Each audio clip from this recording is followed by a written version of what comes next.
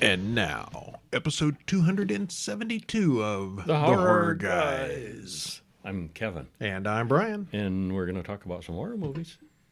You are warned. Four horror movies in a short, Yeah. and plus 2 bonus films that we're going to kind of mention a Kind little of bit. gonna be a sort of an under-the-table Bela Lugosi week. Yeah, it is. Kind of is. Do you know why you're tying that in with Bela Lugosi? Because Could there be some reason? Because we like Bela Lugosi? So much that you wrote a book about him? Oh, that. Oh, yeah. Yeah. Last couple of weeks we've been talking about hourlongpress.com and the free books. Last week was Peter Cushing. Week before that was Vincent Price. This week it's Bela Lugosi. The I man. don't drink wine. And more about the man, not the movies. Not the movies as Yeah. much as the man himself. Yeah, it's an actual regular, biography, not necessarily horror focused. Although it's kind of hard not to with him. Stop on over at horror. No. Hour Long Press. That's hour long because it takes about an hour to read them. They're not super long. Hourlongpress.com. Sign up for our weekly newsletter there where you will get a free book every week. And like I said, the first 6 or 8 of these are going to be somehow horror related, biographies of famous horror people. And this week we've got Bela Lugosi, Dracula himself. Mm-hmm. And other stuff. we got but some That's really what he's known for. he did a lot of things, but Yeah. Dracula's the big one. Yeah. When you get buried in your cape, you're generally considered Yeah. typecast. Yeah, a little bit. All right, yeah. So stop on over there and sign up for that. That was hourlongpress.com. And for our weekly horror newsletter is horrorbulletin.com because it's a bulletin about horror. Hard to figure that one out. And every week we do 6 movies and a short film, or sometimes even more. But what do we got this week? Oh, we got a couple brand new things, Night Swim and Lisa Frankenstein, which are new for 2024. And then we got an old classic, Bride of the Monster. Speaking of Bela Lugosi, he stars in that. And we got 1956's Rodan, Yeah. Daikaiju. Yeah, and of course on the newsletter where we do our bonus things, we're doing Ed Wood, which is kind of tying all these together because Ed Wood directed Bride of the Monster. He also directed our second bonus movie, Glen or Glenda. And this Not was, even remotely horror, but it's Ed Wood, so it's worth seeing. This was a Tim Curry movie. Tim Curry. That would have been much more interesting. Burton directed a movie in 1994 starring Johnny Depp playing Ed Wood, and it's kind of biographical about the real guy. It's kind of realistic, it's kind of biography, and it's kind of comedy. They Yeah. do stretch a lot of the details. But he was such a weird, eccentric guy, too, with weird, eccentric friends. That Absolutely, There was a yes. lot of material for him to work with. And it ended up being a pretty entertaining movie. And the reason we included it this week is because it also includes a whole lot of Bela Lugosi, played by Martin Landau in an Academy Award-winning performance. Right. He was quite good. Yeah, he was. But from writing the biography of Bela Lugosi and watching Ed Wood, they took some liberties there. Yeah, they did. Yeah, there's a lot of things in that movie that are not quite right. It's not a straight-up documentary. It's based on. It's probably more accurate about based. Ed Wood than it is the side characters like Bella. Right, yeah. But it's entertaining. Yeah. All right. Well, anyway, let's get started with our newest film, 2024's Night Swim. Directed by Bryce McGuire, written by him and Rod Blackhurst. Stars Wyatt Russell, Carrie Corden, Emily Hoferly, and Gavin Warren. Hour and 38 minutes. And There's a trailer in the show notes. there is, yes. I'm Well, not link- sure where I'll this link is to- streaming link right to the now. Trailer. It's so new, I'm not sure. We saw it. It must be somewhere. But if you do a justwatch.com, it'll tell you where Yep, it's Just streaming. Watch always works. Yeah. Okay, spoiler free, what happens? Well, this was good in every way. It's well made and creepy with a good cast. The big fault of this was predictability. A savvy viewer can guess, and we are savvy viewers, what's coming up pretty much at every stage, and they would be correct. Yeah, it's very well made. It's Very, it's paced nicely. It's got good actors. It's got good creepy. acting. It's the effects are, and it's chilling, spooky. Yeah. But you know think, exactly where it's going to go all along. This is going to happen next, and this explains that, and yeah, pretty much. Also, the body count is suspiciously low. Yeah. But yeah. Okay, well, we're not going to read the entire thing because because it as good, not great, because of the predictability. But we're not going to spoil the heck out of it here. Right? Yeah, it's new. You may not have seen it yet, so we'll just get into it basically. We start out in summer 1992. A little girl wakes up and notices there's a toy boat driving around their pool.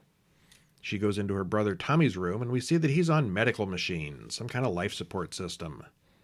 She tells him she'll get his boat out of the pool. Then she goes out, and something pulls her into the water. We see some ghosts in the background as she drowns. Afterwards, there's no body in the pool. Credits roll. Vanished. Well, that was different. Okay. Yeah, it was. And that's the only body we get until like the end of the movie. Well.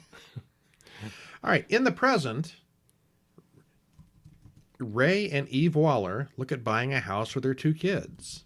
Izzy and Elegant. Yeah. He's a former baseball star, and now he walks with a cane. Wonder what's wrong with him. We'll find out probably. We do. This house has a big old pool in it, and Ray has always wanted a pool. He almost immediately falls in. Well, they're still looking at the house. He just reaches for a baseball that he sees floating in the water, and he falls right in. Mm-hmm. And then he gets a flashback to hitting a home run while he's down under the water. Yeah, it's almost like he has a vision. Yeah. Well, he gets out just fine. There's no problems. But then he goes to see the doctor later, and we're told that he has episodes of multiple sclerosis. That's why he's not playing anymore. Uh-huh. The doctor wants to run more tests, and she tells Ray to use that wheelchair more often. He's getting worse. See, she suggests low-impact exercise, like swimming. Hey, you know a house we were looking at that had a pool. They decide to buy that house with the pool. We get a quick moving-in montage where Izzy is invited to the Christian Swim Club as Ray and family work to clean out this filthy pool. And it doesn't go smoothly. No, so they call in an expert. They make a big deal out of it being a Christian swim club. I don't know. That really doesn't come into it. It's not like went anywhere. Yeah, no. that's nothing special. Yeah. They call in a pool tech, and he says the pool is spring-fed and everything is natural. The overly philosophical pool guy, who's hilarious here, he's spitting out all this deep philosophy, and then he walks off the end of the diving board and does a face plant because he's a clod. Uh-huh. But he says they're lucky to have a pool like that. It fills itself. Before long, the whole family is enjoying the pool. Later that night, Eve is out swimming alone, and for just a second, she thinks she sees someone standing next to the pool. She goes inside, but everyone in there is in bed, so it wasn't one of them.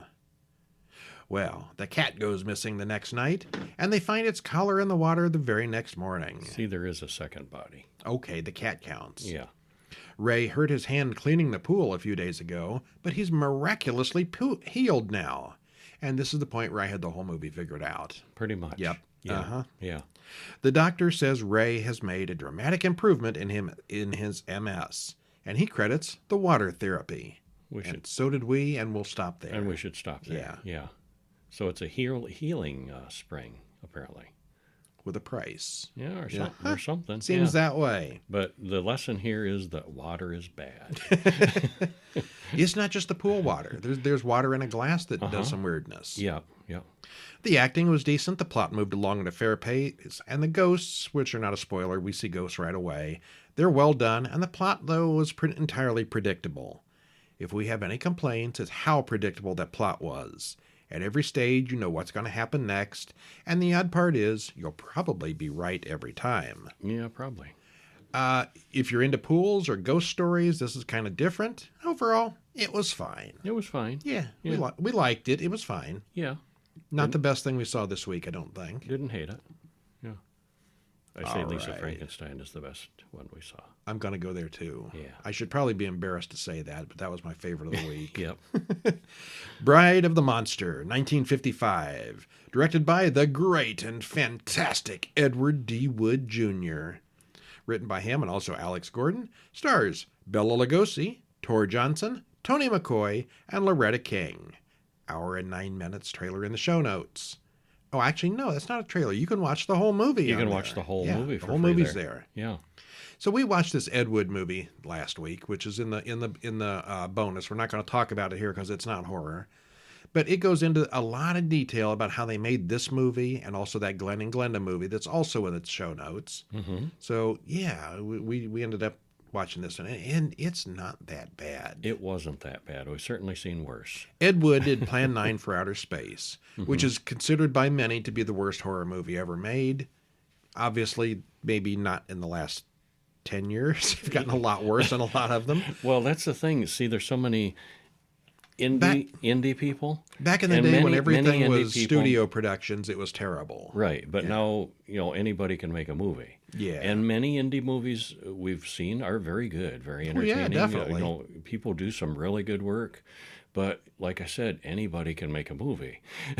I'm sure you and I could make a much worse movie than Plan 9 from Outer Space. There have been some that we have seen that, we have stopped where we've said, no, we can't review this. We can't be kind to it. Yeah. Because it's clearly an indie movie where they worked hard at it, but, there's nothing good to say. So it's hard to judge it now. With studio movies, you can say, that's the standard, I guess. But, Yeah, so Plan 9 from Outer Space, you can see how cheaply and badly that was made. It really is kind of horrid. and this one, too, This one, around the though- edges, but not as much, not nearly as much. I was entertained with this one. I Yeah. did not hate it. This was our first time seeing it all the way through. I'd seen clips before. Yeah. But, it's definitely low budget, and cheap and quick, but entertained. It's Yeah, fine. Yeah. It's as good as many other movies from that time period. Yeah. It gets a lot of hate as an awful movie, a shining example of how bad a director that Ed Wood was, but we were pleasantly surprised by how much we enjoyed it. It's definitely not amazing, but it's got a cohesive story that moves briskly, and Bela Lugosi actually turns in a very good performance. And it looks like he's having a hoot. Yeah, you know he is. Yeah.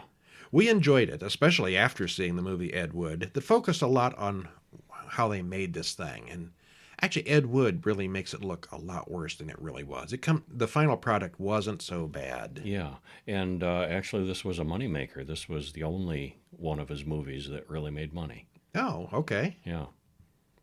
Yeah, after he made like 3 or 4 movies there. Actually, I think we've covered them all now. Bride of the Monster, Plan 9 from Outer Space. But what was Glen it, and 64 Glenda. movies he made? He was the writer on many others. Okay, He didn't yeah. he didn't direct or produce All right. But most of them. yeah, a lot of them though. Yeah. All right, well, what happens? This is like almost 90 years old, so just go ahead and spoil it to death. Well, 2 men comment on the unusual storm. They talk about a monster that lives in the big house over there, but they decide to have a look at it anyway. The house is supposed to be deserted, but they check it out. It's clearly not. There's lights on. So they bang on the door, and Dr. Eric Vornoff opens the door.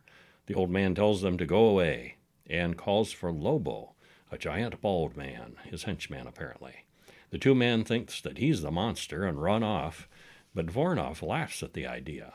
Wait until you see the real monster. Wait until you see the real monster. Yeah. You got to say it like yeah. that, with the accent, yeah. Well, Vornoff goes into his lab and looks in at a giant octopus. He's got like a window where he can see underwater. He activates some scientific equipment in his lab and watches the octopus, and the 2 men from earlier are attacked by both the octopus and Lobo. One of them gets away and Lobo grabs him. One wakes up later strapped to a table in the lab. Vornoff throws some switches. He's planning to create a supercharged atomic soldier. But the man dies. 'Cause Science is hard. Science is hard, yeah. He keeps trying to get it right. Well, okay, meanwhile, the police book a vagrant who was in the swamp last night. Captain Robbins calls in Lieutenant Dick Craig, and they talk about the 12 recent disappearances. The locals think there's a monster out there, but the police don't. Janet, a newspaper reporter who is also Craig's fiancée, wants the story. She thinks the captain is covering up for something, since he still denies there's a monster, so she tells them her plans to go up to Lake Marsh herself to snoop around. Well, Professor Strowski comes to the police station to talk about the Loch Ness monsters and some similarities to what's been going on. Janet does some research about the old Willow House on Lake Marsh, And then she drives up there and wrecks her car. She faints. Women drivers in the 50s, you know how this works. Stereotype. She faints at the sight of a snake, and Lobo carries her back to the house. Well, the next morning, Craig and Marty come out to the swamp to investigate the disappearances. They comment on the weird weather and blame it on atomic testing. And they leave just as Strowski arrives on the scene. Well, Janet wakes up to meet Voronov and Lobo in the lab.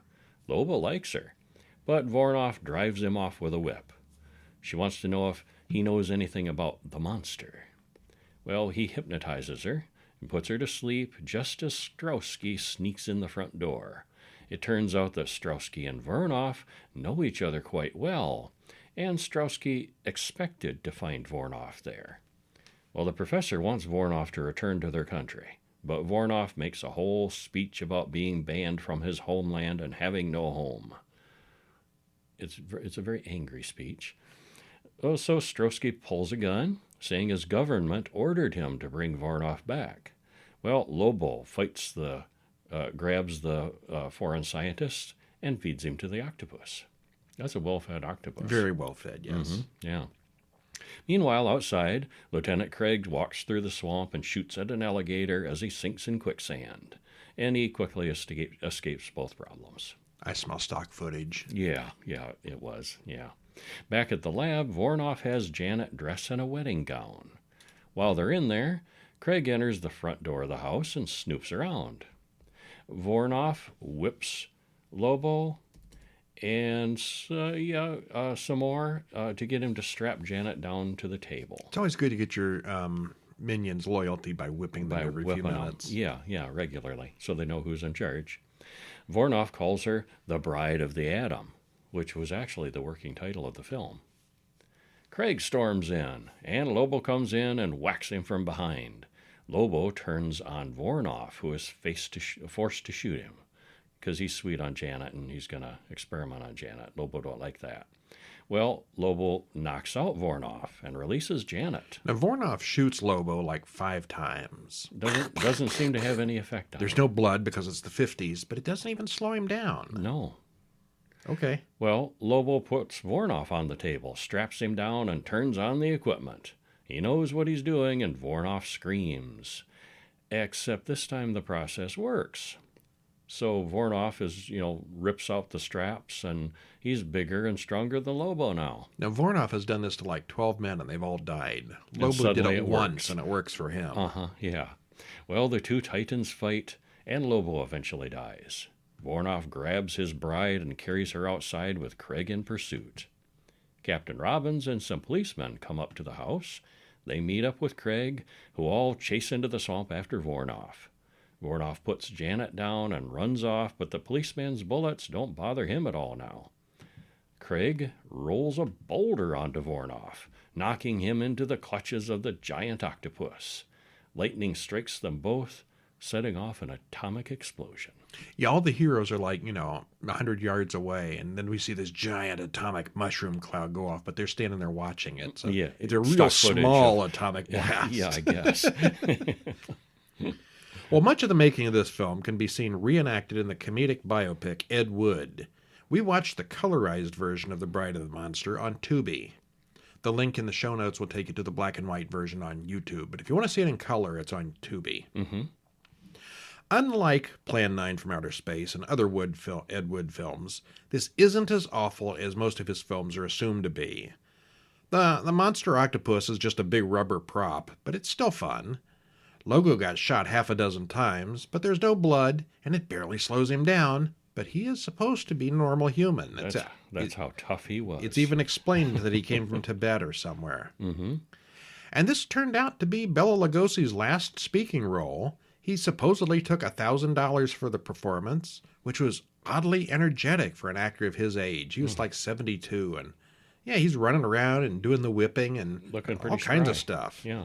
And it looks like he's having a ball doing it, too. Yes, he did. It moves quickly and doesn't have time to get boring. Lugosi here really hams it up, and Tor Johnson is always fun to watch. Yeah, I think that helped, too, with it being so short. It just moves through the story and, from one thing to the next. And, Yeah. gets her done. Yeah, what was this? An hour and Hour 9 and minutes. 9 minutes. Yeah. I like them when they're short like that. They don't waste a lot of time on stuff they don't need. So if you're a fan of campy 50s sci-fi horror, this is one we'd recommend. Absolutely. Yeah.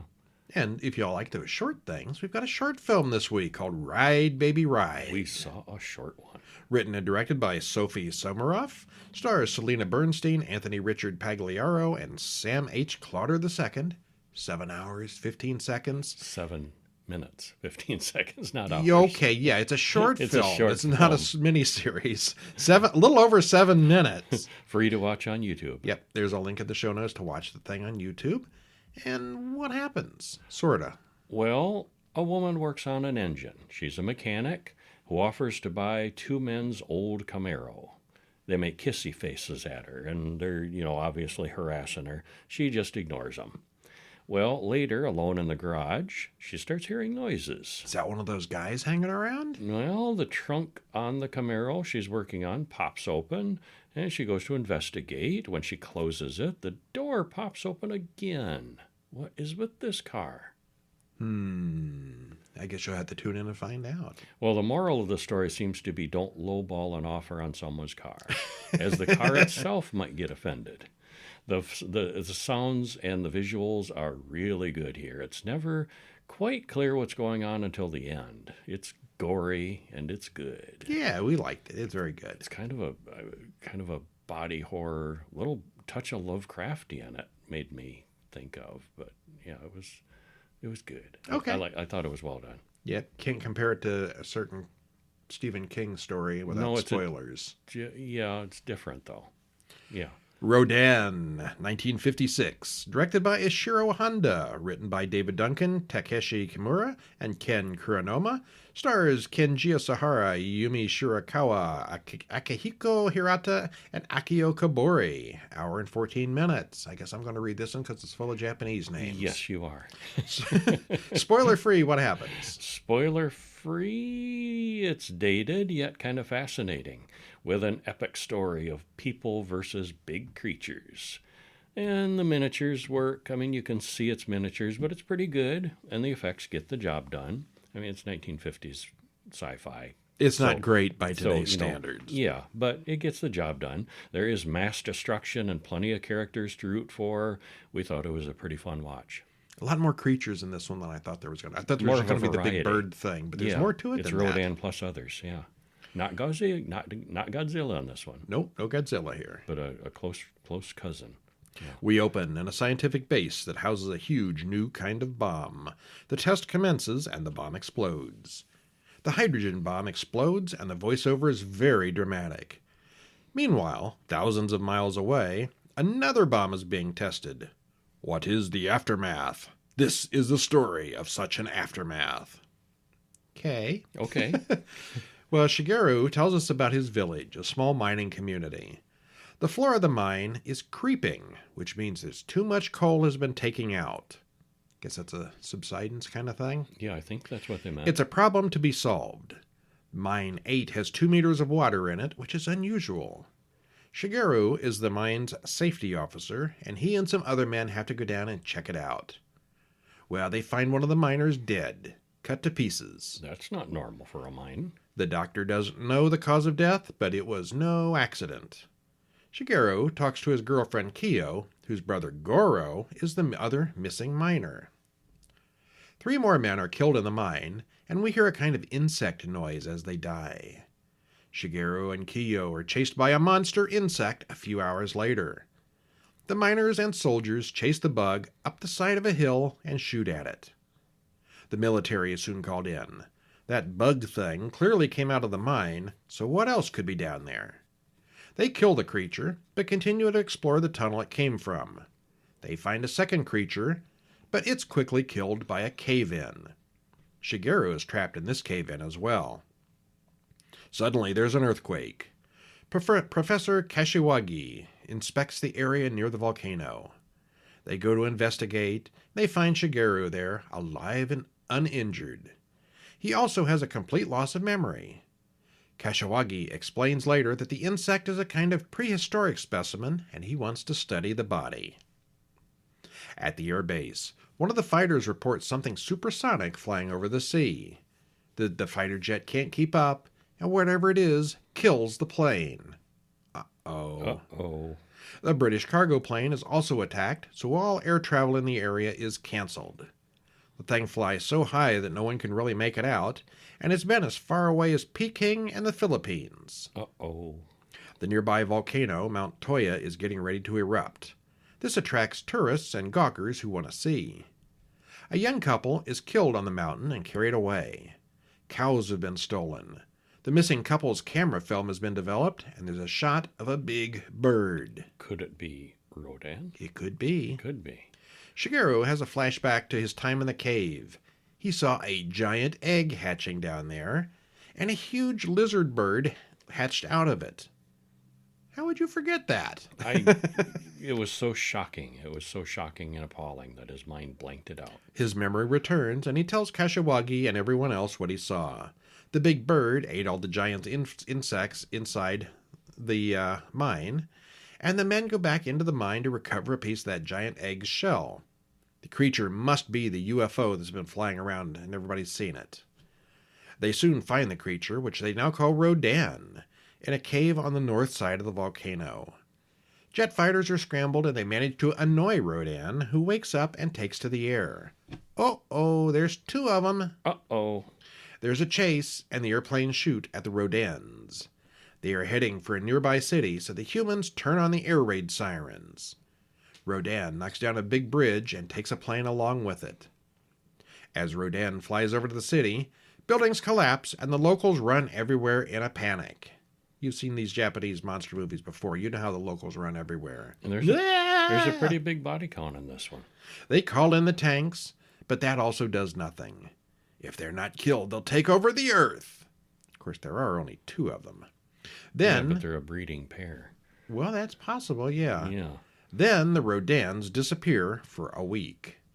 They all assume that the Rodans are hibernating after their big meal. The mine boss wants to bomb the volcano to bury them in the eruption. The army sets up all their tanks and rockets, and they commence firing on the volcano. We get many shots of explosions on the mountaintop, and it goes on and on. The volcano erupts, and one of the Rodans is injured. It crashes and burns in the lava. The other refuses to save itself and flies into the lava on purpose. The end. Never see them again. So the bugs are a little bit of a red herring here. They are. They're the minor villain. And this was the first Toho film that was shot in color. Rodan's Japanese is Radon, which is short for Pteranodon. Oh. George Takei was one of the first Japanese Americans to do English voiceovers in a film. And he's like, is he the narrator? No, he's a voice a couple times. He's just a voice guy. Okay. Yeah. Uh-huh. That's right. He did some of the dubbing. Yeah. Yeah, Chinese actors had mostly been previously used, but this one's got a huge cast, but the English dub only has 4 actors in the cast. They had 4 guys doing all the roles. The constant high-pitched noises from the Rodans gets annoying fast also. Yeah, a little bit. The creature is, as expected, a man in a suit, but this time he's suspended on wires. That must have been fun. Yeah. The effect isn't quite as bad as it sounds. The miniatures work is quite good as we see a bunch of buildings get squashed. They have some nice little plastic cities built up. Yeah, they do. The flying combat and artillery shelling at the end drag on a little bit too long, but they probably considered that was the climax of the film, so it was excusable. It's all right. It was okay, yeah. It's all right. Yeah. What's next? Lisa Frankenstein, which was a brand new one this year. Directed by Zelda Williams, who is Robin Williams' daughter. Her directorial debut here. Uh-huh. Yeah. Written by Diablo Cody. Stars Catherine Newton, Cole Sprouse, Henry Eikenberry, and Carla Gugino. Gugino? I really don't know. She's been in everything. I don't know if it's Gugino. But it's a face you recognize. Yes. Yes. Runtime is 1 hour and 41 minutes, and there's a trailer on YouTube. Spoiler free. This was a lot of fun, with good lines and dark humor bleeding in with the horror. Teenage love is awkward enough without complicating things with a holdover from Dr. Frankenstein's experiments. The casting is perfect, and while the script was a hair predictable, we liked pretty much everything about it. Yeah. And not too long ago, we watched Warm Bodies, the one where the girl falls in love with a dead zombie. Mm-hmm. This is kind of the same, but it's got enough differences to make it interesting. Very much so, yeah. And it's a little bit Tim Burton-esque. Oh, it's very Tim Burton-esque. Yeah. Cole Sprouse as the creature is very Johnny Depp. If you've seen Johnny Depp in any Tim Burton Sweeney movie. Todd, well, especially Sweeney Todd made me think of it. Yeah, there's some reminiscence there of Yeah, I wonder if this was a script that was done for Tim Burton and he didn't have time or something, and it got passed on. Because this could absolutely be a Tim Burton movie. I could see it doing it, yeah. It looks like it's like the same set designs and everything. Oh, well, anyway, what happens? But it was really good, yeah. Yeah, that doesn't make it bad. After the credit sequence, we open on Lisa and her stepsister Taffy getting ready for a rager party. And we quickly see that Lisa doesn't have very good luck, and she's not very popular at high school either. She's kind of a goth girl who's into dark poetry. And she mentions that she's got a crush on Michael Trent, who is cerebral. Well, the sister asks, that means he's in a wheelchair, right? Well, she likes to visit the cemetery where she does wax rubbings of tombstones. And there's one in particular that she's pretty infatuated with. It's got a statue of a guy who died young, and the name Frankenstein is on the stone. Well, at the party, Michael introduces himself, and Lisa is surprised that he knows who she is. Taffy tells friends the story of how Lisa's mother was killed by an axe murderer who got away. Well, Lisa has one drink, gets quickly messed up because it was laced. Doug helps her find a trash can to puke in. He clearly likes her, but she runs when he tries to get romantic. Was it laced? I thought you just never had anything before. No, it was laced with something. Yeah, and it was a mix-up. They didn't realize. They offered it to her and didn't even realize it was drugged. And yeah, so it hit her hard and fast.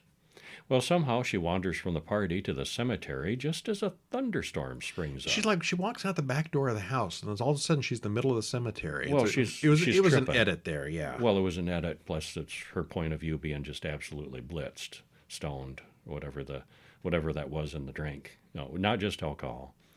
Well, she soon finds her favorite statue before going home.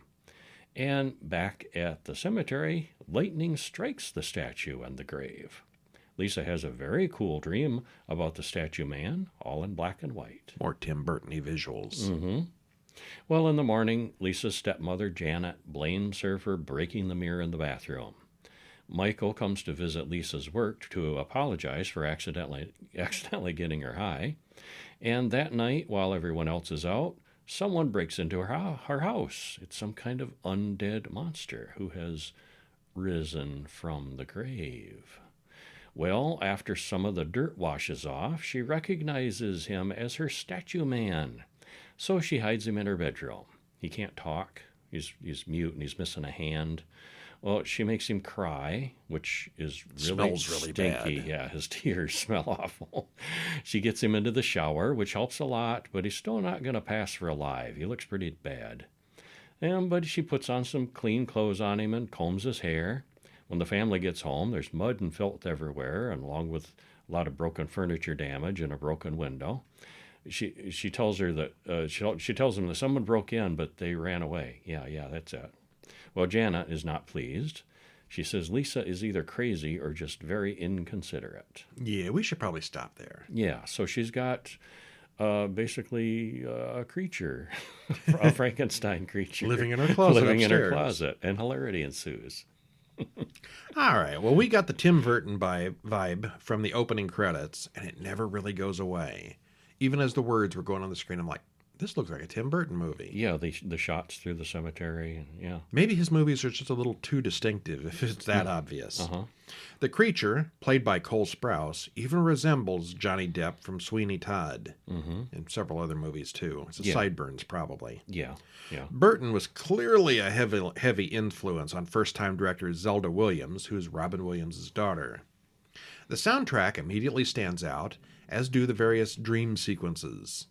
The concept is very close to 2013's Warm Bodies, but different enough to be interesting. I was kind of surprised by the stepsister, Taffy. You know, the stepsister is always the evil, vindictive, snotty one. But here she was actually very nice and supportive. She's like the only good character in the movie, not the evil type at all. And Warm Bodies was apocalyptic. I mean, it was quite different. The movie around the two characters was very different. But there's at its core, it's an undead guy and a girl falling in love, trying to connect. Yes. You know. Can she fix him? Yeah. It's got a lot of funny lines and situations. It looks great, and the pacing moves right along. It's extremely predictable. You know it's going to have a happy ending at the end, but it was still very good. It was. And yeah. I think it is my favorite of the week. Yeah, I really enjoyed it. Would highly recommend. Okay, and we're not going to talk about it here, but if you go over to horrorbulletin.com, you can also read our long synopsis and reviews and commentary on Ed Wood from 1994, which tells the ridiculous story of a cross-dressing director who made some of the worst movies of all time. Stars Johnny Depp and is directed by Tim Burton. What a coincidence. Yeah. And it also features Martin Landau as a very old, very weird Bela Lugosi. Mm-hmm. And then just because we talked about Ed Wood and Bela Lugosi, we threw in Glen or Glenda, 1953. Made by Ed Wood. It was his first film. He made it in 4 days, and it's something. He's the main actor in it. He is, yes. And he really was a heterosexual transvestite. Which is what the movie is about. As his main character. It's got a rough storyline, but it's more of almost like a public service announcement. Documentary. Yeah. About, transsexuals, transvestites, what their life is like.